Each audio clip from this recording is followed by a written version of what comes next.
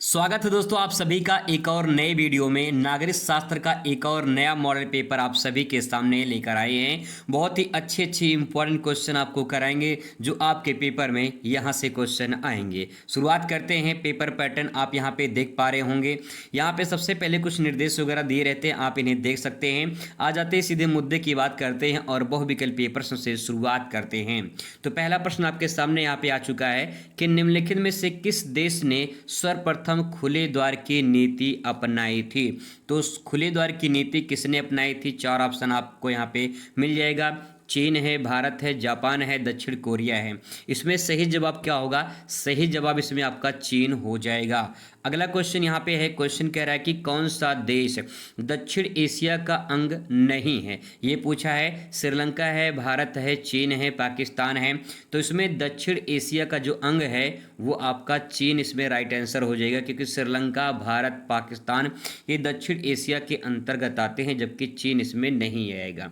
अगला जवाब यहाँ पे हो जाएगा। तो नेक्स्ट क्वेश्चन आपके सामने है कि संयुक्त राष्ट्र संघ के झंडे में किस वृक्ष के पत्तियों का प्रयोग किया गया है? तो यहाँ पे पीपल का है, या फिर नीम का है, जैतून का है, या फिर आम का है।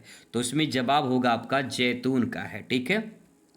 अगला यहाँ पे है एंटी बैलिस्टिक मिसाइल यानी ABM संधि किस वर्ष हुई थी? यहाँ पे जवाब होगा आपका 1975, 1978, 1976 या फिर 1972। तो इसमें सही जवाब क्या होगा? 1972 इसमें आपका राइट आंसर हो जाएगा। क्वेश्चन नंबर नेक्स्ट है कि निम्नलिखित में से कौन सा वैश्विक वृद्धि का कारण समझा जाता है? मीथेन, कार्बन डाइऑक्साइड, क्लोरोफ्लोरोकार्बन, ये सभी। तो इसमें ये सभी आपका राइट आंसर हो जाएगा।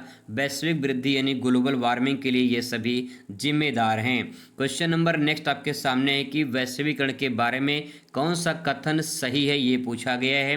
तो वैश्वीकरण का संबंध सिर्फ वस्तुओं की आवाजाही से है, या फिर वैश्वीकरण में मूल्य का संघर्ष नहीं होता है, या वैश्वीकरण के अंगों के रूप में सेवाओं का महत्व गौण है, या फिर वैश्वीकरण का संबंध विश्व व्यापार जुड़ाव से है। तो इसमें राइट आंसर क्या हो जाएगा? इसमें आपका राइट आंसर हो जाएगा वैश्वीकरण का संबंध विश्व व्यापार के जुड़ाव से है। यही इसमें आपका राइट आंसर रहेगा। अगला यहाँ पे क्वेश्चन नंबर 7 है कि निम्नलिखित में से किसी एक राजनीतिक दल ने द्विराष्ट्र सिद्धांत की बात कही थी? मुस्लिम लीग, कांग्रेस, फॉरवर्ड ब्लॉक, इनमें से कोई नहीं। तो इसमें जवाब हो जाएगा मुस्लिम लीग ने की थी। अगला क्वेश्चन यहाँ पे है कि गरीबी हटाओ का नारा किसने दिया था? तो आप सभी को पता होगा, सिंपल क्वेश्चन है, इंदिरा गांधी ने दिया था गरीबी हटाओ का नारा। अगला क्वेश्चन यहाँ पे आ जाता है कि भारत का जो मिल्क मैन है वो किससे जाना जाता है? मैं स्वामीनाथन, वर्गीज कुरियन, CB विकल, या फिर JC कुमारप्पा। इसमें सही जवाब का हो जाएगा जो है वर्गीज कुरियन को जो है मिल्क मैन के रूप में जाना जाता है। क्वेश्चन नंबर 10वां आपके सामने है कि निम्नलिखित में से कौन सा 1965 में भारत पाकिस्तान के युद्ध समय जो है प्रधानमंत्री थे? तो कौन प्रधानमंत्री थी ये आपको यहाँ पे बताना है। पंडित जवाहरलाल नेहरू, मोरारजी देसाई, गुलजारी लाल नंदा, या फिर जो है लाल बहादुर शास्त्री। तो 1965 में जब भारत पाकिस्तान का युद्ध हुआ था उस टाइम पे लाल बहादुर शास्त्री जो है प्रधानमंत्री थे। अब ये बात हो गया 10 इंपॉर्टेंट क्वेश्चन की। अब बात करते हैं अति लघु प्रश्न की। दोस्तों कुछ इस प्रकार से प्रश्न आपको देखने को मिलेंगे, और यहाँ पे जो भी प्रश्न पूछे गए हैं वो पिछले सालों में पूछे गए हैं। आपके पेपर में यहाँ से क्वेश्चन ज़रूर से ज़रूर आ सकते हैं, तो इसे आप अच्छे से एक बार रिवीजन जरूर कर लीजिए। आइए जानते हैं सिंपल सरल शब्दों में कैसे आप उत्तर लिखेंगे। तो यहाँ पे देख पाएंगे उत्तर आसान शब्दों में लिखा गया है। क्वेश्चन है कि सोवियत संघ के विघटन के कारण क्या है? तो सोवियत संघ के विघटन का कारण में पहला कारण है अर्थव्यवस्था की गतिहीनता, दूसरा कारण है साम्यवाद दल का कठोर एवं भ्रष्ट शासन, तीसरा इसमें कारण है गणराज्यों में राष्ट्रवाद का उदय। तो ये कुछ इंपॉर्टेंट कारण हैं, इनके बारे में आप लिख सकते हैं। इसके बाद अगला क्वेश्चन है कि अंतर्राष्ट्रीय मुद्रा कोष यानी IMF के कार्य क्या है? तो इसमें आपको लिखना है कि जो अंतर्राष्ट्रीय मुद्रा कोष है इसमें सदस्य देशों की वित्तीय सहायता यानी ऋण देने का काम करता है, पहला पॉइंट। दूसरा, जो वैश्विक अर्थव्यवस्था है या फिर वैश्विक आर्थिक स्थिरता की जो निगरानी है वो जो है अंतर्राष्ट्रीय मुद्रा कोष का काम होता है। ठीक है। 13 नंबर क्वेश्चन आपके सामने दोस्तों यहाँ पे कि दो देशी रियासतों का नाम लिखिए जिन्होंने आज़ादी के बाद विलय होने का विरोध किया था। तो हैदराबाद है, जूनागढ़ है, ये दोनों जो है रियासतें थी जिन्होंने विलय का विरोध किया था।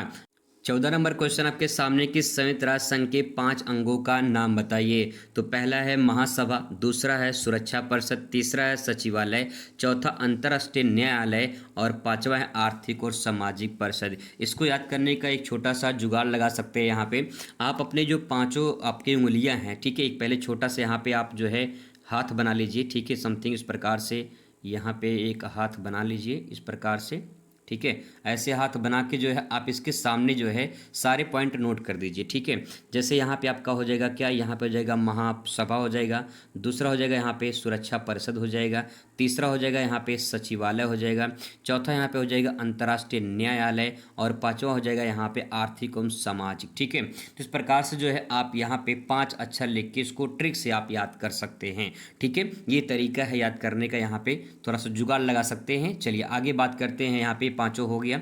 नेक्स्ट पॉइंट आपके सामने यहाँ पे कि महात्मा गांधी की हत्या कब और किसने की थी।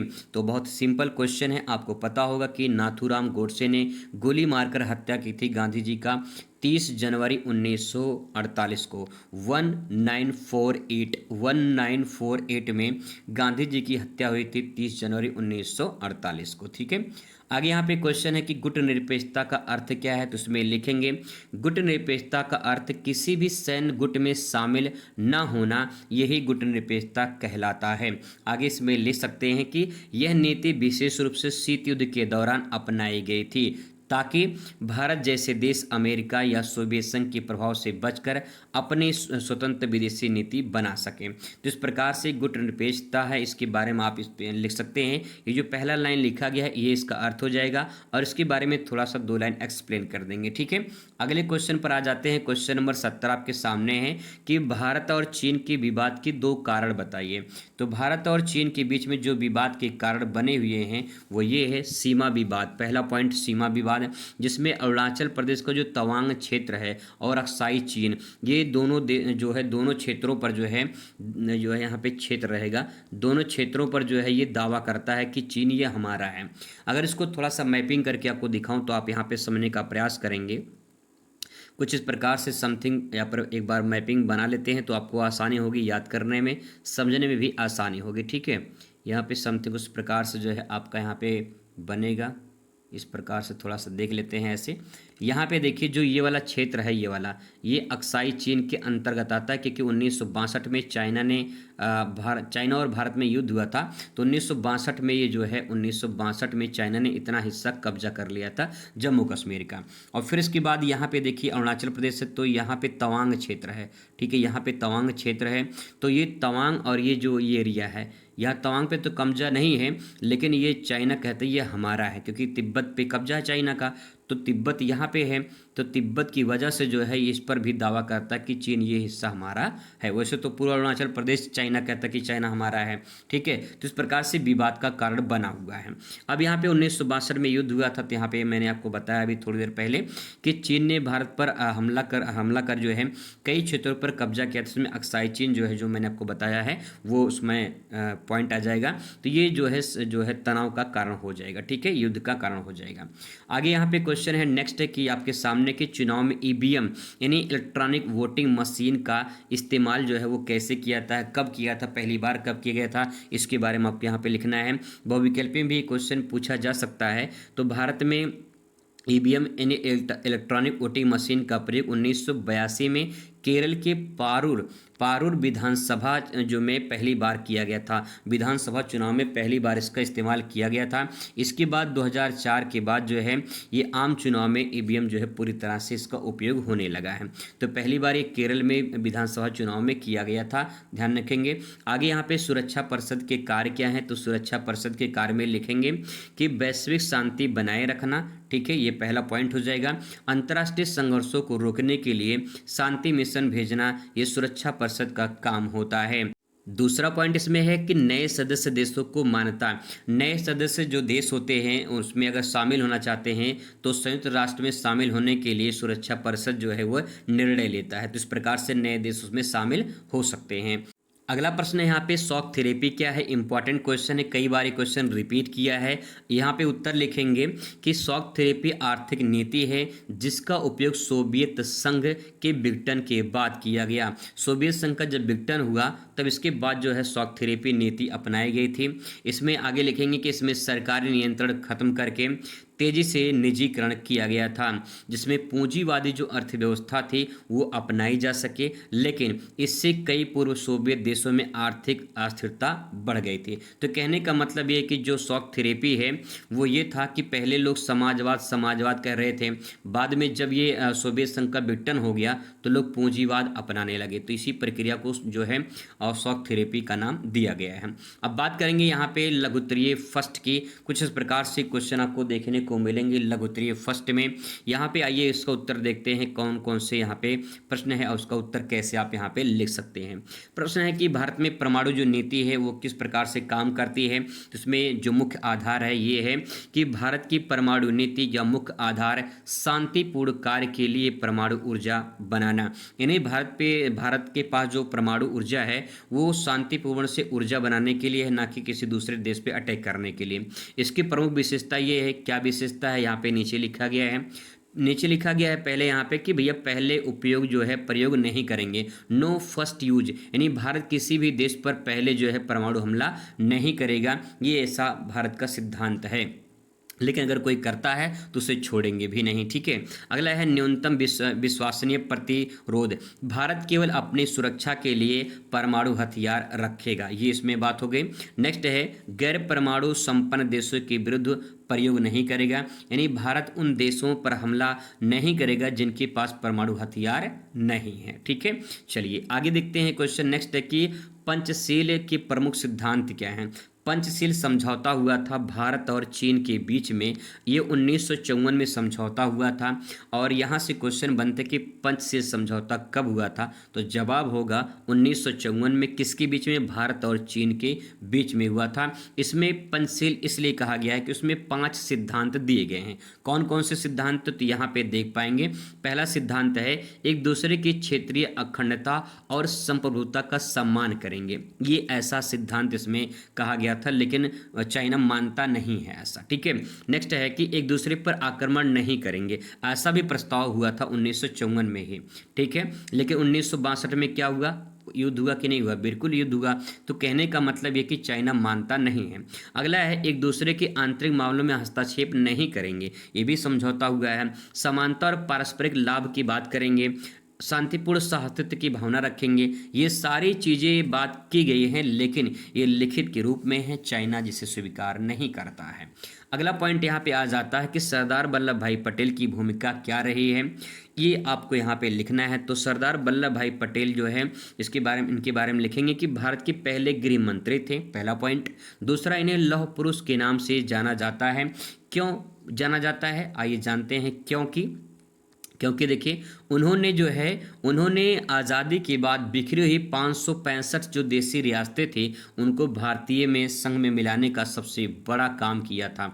500 देसी रियासतें जो है इन्होंने देश में मिलाया था, नहीं तो फिर बिखर गए होते, पूरा इधर उधर चले गए होते। अगला है इन्होंने अपनी कूटनीति और सूझबूझ से जूनागढ़, हैदराबाद और मणिपुर जैसे कठिन रियासतों के भारत में शामिल करने की सफलता पाई थी। जूनागढ़ और हैदराबाद ये विरोध कर रहे थे भारत में विलय करने के लिए, ये अपना देश बनाना चाह रहे थे, तो लेकिन इन्होंने अपनी सूझबूझ से कूटनीति से भारत में विलय कर लिया था। अगला प्रश्न यहाँ पे है कि पूर्वोत्तर भारत में क्षेत्रीय आकांक्षाओं के कारण क्या हैं। तो उसमें लिखेंगे कि पूर्वोत्तर के जो राज्य जैसे कि नागालैंड, मिजोरम, असम और राज्य हैं, 7 राज्य हैं कुल मिला के, यहाँ पे 7 सिस्टर के नाम से जाने जाते हैं। इनमें जो है असंतोष के मुख्य कारण हैं। क्यों ये जो है इनको संतुष्टि नहीं रहती है, मतलब क्यों खुश नहीं रहते हैं, क्या कारण है? तो यहाँ पे देखिए कारण देखिए। पहला पॉइंट है पृथकतावाद की भावना, यानी पृथकता का मतलब होता अलगाववाद, इस प्रकार से भी लिख सकते हैं।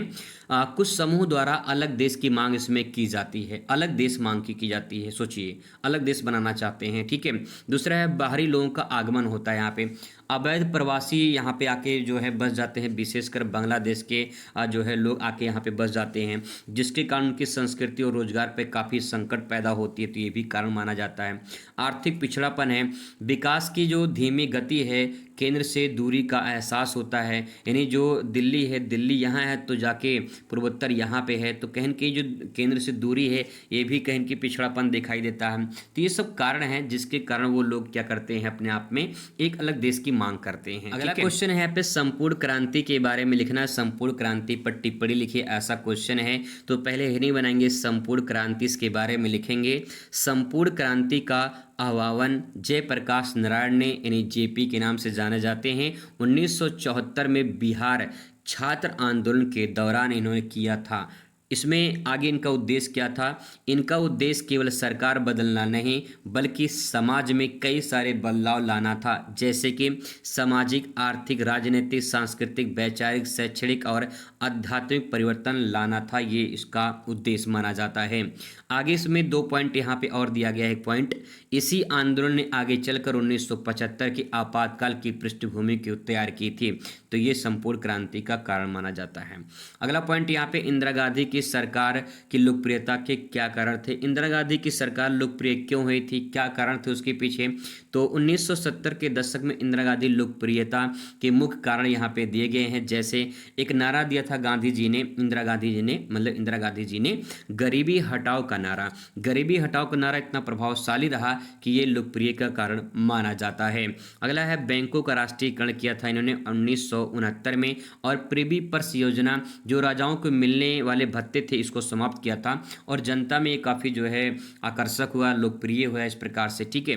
अगला है, 1971 में युद्ध में जीत हुई और बांग्लादेश का निर्माण हुआ, जिससे उन्हें दुर्गा का अवतार माना जाने लगा, तो इस प्रकार से ये भी काफ़ी लोकप्रिय का कारण माना जाता है। अगला क्वेश्चन है कि भारत की विदेशी नीति की 4 विशेषताएं बताइए। तो भारत की जो विदेशी नीति है उसमें पहला पॉइंट है गुटनिरपेक्षता, जिसमें पहला पॉइंट यही है कि किसी भी गुट में, यानी सैन्य गुट में शामिल ना होकर स्वतंत्र विदेशी नीति अपनाना, ये जो है भारत का विदेशी नीति की विशेषता हो जाएगी। दूसरा है विश्व शांति समर्थन, यानी संयुक्त राष्ट्र के माध्यम से शांति जो भी है, शांति बनाए रखने का प्रयास किया जाएगा। अगला पॉइंट इसमें है कि साम्राज्यवाद का विरोध करना, यानी जो उपनिवेशवाद है, उपनिवेशवाद और रंग भेद की नीतियों को जो है विरोध करना, ऐसा माना जाता है।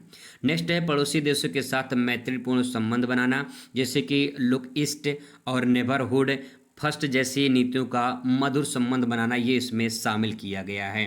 आगे यहाँ पे क्वेश्चन आता है इसके बाद लघुत्तरीय सेकंड। लघुत्तरीय सेकंड में कुछ इस प्रकार से प्रश्न आपको देखने को मिलेंगे। आइए इसका उत्तर समझने का प्रयास करते हैं। जैसे लोकतंत्र क्या है, इसके प्रमुख लक्षण क्या हैं, तो उसमें आप लिखेंगे पहले लोकतंत्र की परिभाषा। लोकतंत्र में लिखेंगे कि लोकतंत्र ऐसी शासन प्रणाली है जिसमें सत्ता जनता के हाथों में होती है।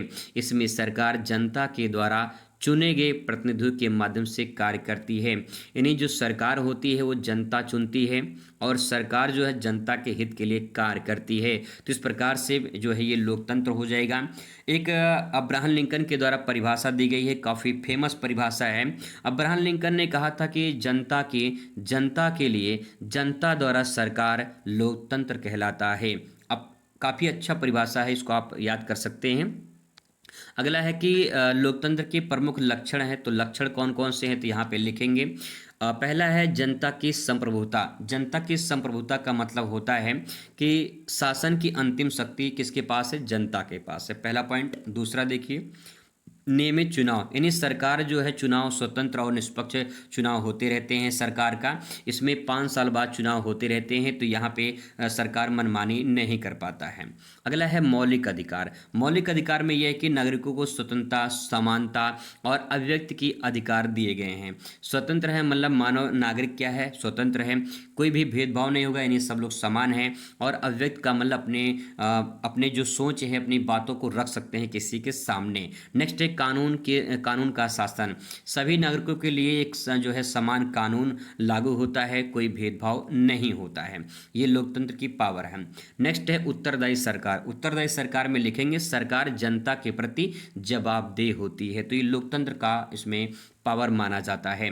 यहाँ पे एक उदाहरण के माध्यम से समझने का प्रयास करेंगे, जैसे कि भारत, अमेरिका, ब्रिटेन लोकतांत्रिक देश हैं। भारत में हर 5 साल बाद चुनाव होते हैं जिसे जनता अपनी सरकार चुनती है। ठीक है, आगे दोस्तों बात करते हैं। क्वेश्चन नंबर नेक्स्ट है, संघवाद की परिभाषा बताइए और इसके प्रमुख तत्व क्या हैं। तो सबसे पहले आप यहाँ पे लिखेंगे संघवाद क्या है। तो देखिए, संघवाद एक ऐसी शासन प्रणाली है जिसमें केंद्र सरकार और राज्य सरकार के बीच शक्तियां बटी होती हैं। यानी अगर मैं यहाँ पे आपको डायग्राम से समझाऊं तो आप यहाँ पे मान लीजिए कि ये केंद्र सरकार है, ठीक है। दूसरे यहाँ पे बॉक्स में मान लेते हैं यहाँ पे राज्य सरकार है।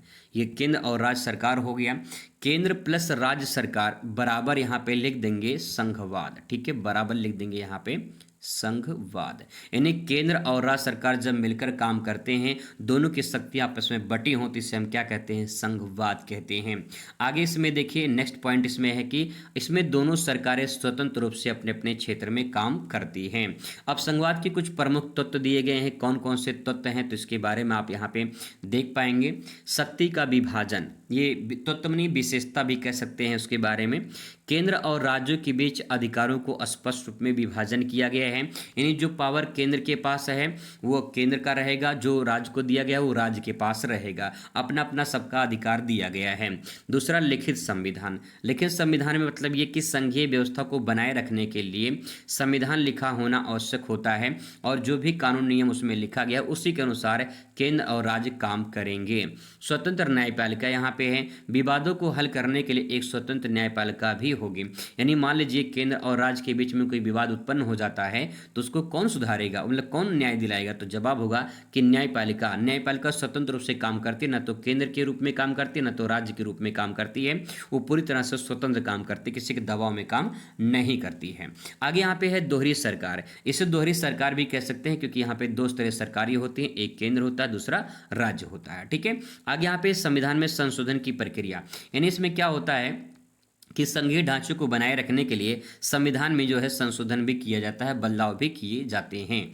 आगे यहाँ पे 2 पॉइंट जिससे देखिए कि उदाहरण के तौर पे भारत और अमेरिका, कनाडा संघीय देश हैं। भारत में केंद्र राज्य सरकारें अलग अलग विषयों पर शासन करती हैं। इसके बाद दोस्तों अगला क्वेश्चन आपके सामने आ जाता है कि संविधान की 2 प्रमुख विशेषताएं बताइए। तो संविधान की विशेषता, सबसे बड़ी जो विशेषता वो ये है कि लिखित संविधान है। पहला पॉइंट क्या है, ये पूरी तरह से लिखित संविधान है और सबसे बड़ा संविधान माना जाता है। भारत का संविधान दुनिया का सबसे लिखित लंबा संविधान है जिसमें 470 से अधिक अनुच्छेद हो चुके हैं। जब ये संविधान बना था तो 395 अनुच्छेद थे, बाद में धीरे धीरे संशोधन हुआ और लगभग 470 से ज़्यादा अनुच्छेद इसमें हो चुके हैं। ये सभी नागरिकों के अधिकार और सरकार के शक्तियों को स्पष्ट रूप में परिभाषित करता है। आगे इसमें है नेक्स्ट पॉइंट कि मौलिक अधिकार और कर्तव्य भी दिए गए हैं। तो इसमें संविधान नागरिकों को 6 मौलिक अधिकार देता है जिसमें स्वतंत्रता का अधिकार, समानता का अधिकार आदि बहुत सारे ऐसे अधिकार दिए गए हैं। इसके साथ ही नागरिकों को 11 मौलिक कर्तव्य भी निर्धारित किए गए हैं। यानी कुछ ऐसे अधिकार दिए गए हैं, कुछ ऐसे कर्तव्य दिए गए हैं जिससे नागरिक पूरी तरह से आज़ाद होकर काम अपना कर सकता है। अगला यहाँ पे उदाहरण के तौर पे जैसे देखिए अनुच्छेद 21 जीवन के अधिकार की गारंटी देता है। ठीक है, नेक्स्ट यहाँ पे अनुच्छेद 51A नागरिकों के कर्तव्य लिखे गए हैं, कुछ उसमें कर्तव्य लिखे गए हैं कि मानो के क्या क्या कर्तव्य होने चाहिए। ठीक है, आगे यहाँ पे नेक्स्ट पॉइंट है, यहाँ पे क्वेश्चन है कि राजनीतिक दलों का महत्व क्या है। तो सबसे पहले आप हेडिंग डाल के लिखेंगे राजनीतिक दल का अर्थ क्या है। तो इसमें लिखेंगे राजनीतिक दल वे संगठन होते हैं जो सरकार बनाने, नीति निर्माण में भाग लेते हैं। ये जनता की इच्छाओं को सरकार तक पहुंचाने के लिए कार्य करते हैं। कहने का मतलब ये है कि जो पार्टियां होती हैं जैसे कांग्रेस है, बीजेपी है, सपा है, बसपा है, तो सरकार में तो कोई एक ही पार्टी रहती है, जैसे बीजेपी सरकार इस टाइम पे है। तो यहाँ पे जो अन्य पार्टियां हैं जो सरकार में नहीं हैं वो भी राजनीतिक दल हैं और सभी राजनीतिक दल मिलकर क्या करते हैं, अगर जनता की जो बातें होती हैं वो सरकार तक नहीं पहुंचती हैं तो उसे पहुंचाने का काम करती हैं। ठीक है, और जो सरकार में है, जो सत्ता में है, वो नीति यानी कानून बनाने का काम करती है। ठीक है, अब इसकी क्या क्या महत्व है तो यहाँ पे महत्व के बारे में आप यहाँ पे जानेंगे। सबसे पहले यहाँ पे लिखेंगे जनता और सरकार के बीच सेतु, यानी एक तरफ यहाँ पे जनता है, ठीक है, डायग्राम से समझने का प्रयास करेंगे। एक तरफ यहाँ पे सरकार है, एक तरफ सरकार, एक तरफ जनता। ठीक है। अब यहाँ पे क्या होता है कि बीच में यहाँ पे मान लीजिए बीच में कोई नदी बह रही है, ठीक है। अब यहाँ पे नदी बह रही है तो सरकार जनता तो अलग अलग हो जाएंगी जब नदी बीच में आ जाएगी। तो यहाँ पे क्या काम करता है राजनीतिक दल, यहाँ पे एक पुल बनाता है, ठीक है, एक पुल का काम करता है और जनता की बातें जो है सरकार तक पहुँचाने का काम करता है। ये पुल के रूप में काम करता है, इसलिए यहाँ पे लिखा गया है जनता और सरकार के बीच सेतु का काम करना, ठीक है। इन्हीं राजनीतिक दल जनता की समस्याओं को सरकार तक पहुँचाते हैं, ठीक है। अगला है लोकतंत्र मजबूती। लोकतंत्र की मजबूती का मतलब है कि ये चुनाव के माध्यम से सरकार बनाने में सहायक होते हैं, इसलिए लोकतंत्र मजबूत है। नीति निर्माण, यानी जो भी राजनीतिक दल होते हैं जो सत्ता में होती है वो नीति का निर्माण करती है, सरकार की आर्थिक सामाजिक विदेशी नीति बनाने में अहम भूमिका ये सब निभाते हैं। विपक्ष का भी काम करती है, जो सरकार में है वो तो पक्ष में है, लेकिन जो सरकार में नहीं है वो विपक्ष में हो जाएगा, तो इसलिए विपक्षी दल के रूप में जो है काम करते हैं और जो भी गलती सरकार करती है उसकी नीतियों का विरोध करते हैं और लोकतंत्र में संतुलन बनाए रखते हैं, इसीलिए राजनीतिक दल का होना जरूरी होता है, ठीक है। अब यहाँ पे उदाहरण के तौर पे जैसे आप देख सकते हैं, जैसे भारतीय जनता पार्टी यानी बीजेपी, भारतीय राष्ट्रीय कांग्रेस पार्टी, आम आदमी पार्टी एक प्रमुख राजनीतिक दल हैं जो चुनाव लड़कर सरकार बनाने में भाग लेते हैं और विपक्षी दल का भी काम करते हैं, ठीक है। अब इसके बाद दोस्तों यहाँ पे आता है क्वेश्चन दीर्घ उत्तरीय प्रश्न। कुछ इस प्रकार से दीर्घ उत्तरीय प्रश्न पूछे जाएंगे, जैसे कि दक्षिण एशियाई देशों में जो है आर्थिक सहयोग को सहयोग की राह तैयार करने के लिए दक्षिण यानी सार्क की भूमिका क्या है, इनकी सीमाओं की आलोचनात्मक व्याख्या कीजिए, ऐसा क्वेश्चन पूछा जाएगा। अगर आपको ये नहीं आ रहा है तो आप अथवा करके इसको भी यहाँ पे देख सकते हैं। जैसे यहाँ पे कहा गया है कि पर्यावरण से आप क्या समझते हैं, भौतिक और मानव निर्मित पर्यावरण के प्रमुख तत्वों का वर्णन कीजिए। इस प्रकार से यहाँ फिर इसके बाद 32 नंबर क्वेश्चन रहेगा, 2 क्वेश्चन लांग पूछा जाएगा। विश्व राजनीति में संसाधन को लेकर राष्ट्रों के बीच तनातनी रहती है, इस पर टिप्पणी कीजिए। अथवा करके दिया है, अगर आपको ये नहीं आ रहा है तो अथवा करके दे सकते हैं कि भारतीय राजनीति में सांप्रदायिकता की ओर उन्मुख होने के संदर्भ में शाहबानो एवं अयोध्या विभाग पर जो प्रकाश डालिए। तो इस प्रकार से जो है विभाग नहीं विवाद है, ये विवाद अयोध्या विवाद रहेगा यहाँ पे, ठीक है, विवाद रहेगा, विवाद पर प्रकाश डालिए, ऐसा क्वेश्चन यहाँ पे देखने को मिलेगा। तो एक बार इन क्वेश्चन को आप जरूर तैयार कर लें, आपके पेपर में यहाँ से क्वेश्चन बन सकते हैं। दोस्तों आई होप आपको समझ में आया होगा। कोई डाउट हो, कोई शंका हो, संदेह हो तो आप कमेंट कर सकते हैं। किस टॉपिक पे, किस विषय पे आपको वीडियो चाहिए आप कमेंट भी कर सकते हैं। मिलते हैं नेक्स्ट वीडियो में। Thanks for watching.